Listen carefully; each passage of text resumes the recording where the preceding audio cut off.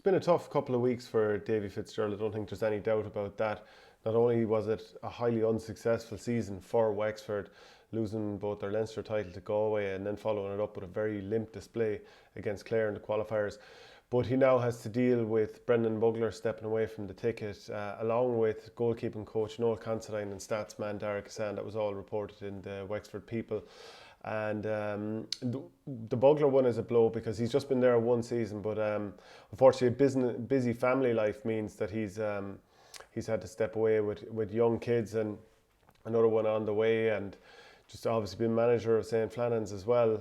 Never mind having a day job. The idea of throwing in a couple of 9-hour commutes to the other side of the country is probably just too much to ask. So Bugler steps away. There's been no suggestions whatsoever of any sort of a row or anything like that in case anyone has decided to put two and two together and get five. So that's just the situation there. So Bugler won't be part of that anymore. So that means that Davy Fitz is going to have to rejig his management team for next year, and probably in a situation where he's under pressure too, and there's a tight turnaround because much like Laois now, who need to find a manager very quickly before the start of the 2021 season, Davy Fitz has to sort of recruit, and I'm sure that he has a massive network of people that he knows in the hurling world, but it's a big job there, and obviously you have to try and turn things around very quickly. And some people would say that a draining club campaign for the dual players that are involved in his setup had something to do with their fairly limp looking performances in those two games against both Galway and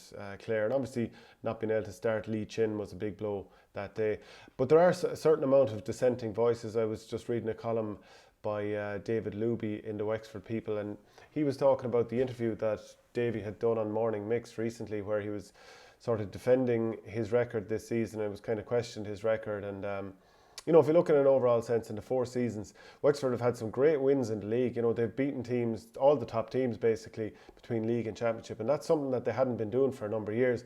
And I think Wexford people would obviously remember that because they had been very much struggling for a number of years and hadn't won the Leinster title since 2004. The championship record, on the other hand, it's a bit of a mixed bag. Played 18, won 7, drew 3, lost 8. So you can look at that as 7 wins out of 18, or you can look at it as 8 losses out of 18, whichever way you want to read it. But either way, it's probably a little bit up and down. Tough province, tough. Once you get into the All-Ireland series, it's tough as well. Some might say that Munster is a tougher championship in terms of teams being very, very level. But even so, as I said, David Luby was writing about on his column, and he says, and to quote, he goes, having confirmed he would manage the team next year after the annual will he, won't he dance was over, he gave full rein to his frustration over an extraordinary 12 minutes, which serves as a poor example for your young listeners. Mentioning the pandemic, he said it played its part in the lack of preparation for the championship before getting defensive about his league record. I don't want to see Wexford going down the road of other counties as regards knocking people, Davy said. Don't do that, he insisted. If there are a few, let the minority be there. I think it's not a long time since you weren't competitive with Kilkenny. I think it was 2015, they were absolutely annihilated down there, and it wasn't by 10 or 12 points, and that's the end of the quotation. And David adds, making excuses is a fine art, as RTE presenters will attest to, but Fitzgerald is a long way to go both on and off the field if he's to keep fans on side. Now that game was 2015 and was by 24 points, and it was a mother and father of Baton's, and Wexford looked like a team really, really jittery that day and not able for the intensity that Kilkenny produced. And it was the basic skills were even breaking down that day. So there is kind of marrying these things. Is it getting a little bit tetchy? Can that be turned around? After the end of the 2018 season, everyone had decided that this is the end of Davy Fitz now. It's the Jose Mourinho effect. It works for a couple of seasons, and then things start to go wrong. And funnily enough, as I'm talking here, Jose Mourinho is top of the Premier League with Spurs. So these kind of things can be turned around even if you are characterised as a certain type of a person.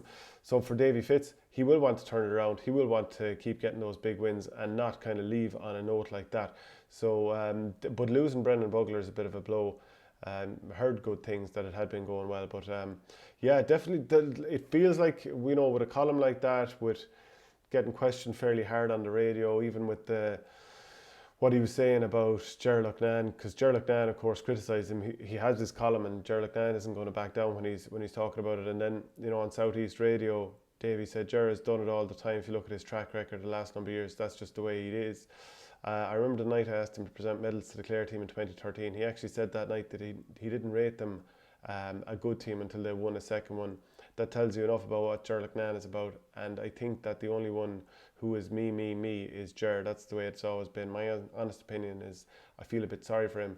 Ger doesn't get involved with any clubs and hasn't been involved with anyone since he went to Galway and didn't have a good time. So obviously things are getting a little bit tetchy and can it be turned around quickly, and nothing kind of helps turn it around like playing a few games. So I would imagine in some respects Davy is mad to get back out onto the training field, number one, and back onto the field playing matches as quickly as possible. They've won the Walsh Cup a couple of times. They hadn't really done that for a number of years beforehand, and he'll want to get back on the pitch and just blow out all the dirty petrol that's kind of been produced from a couple of poor performances, the interview. And obviously it's not ideal having a couple of people leaving the backroom team, but I suppose that is the life of GAA too. People have lives, and I'd be curious to get your thoughts on how you think it's going for Davy Fitz and where you think it's going.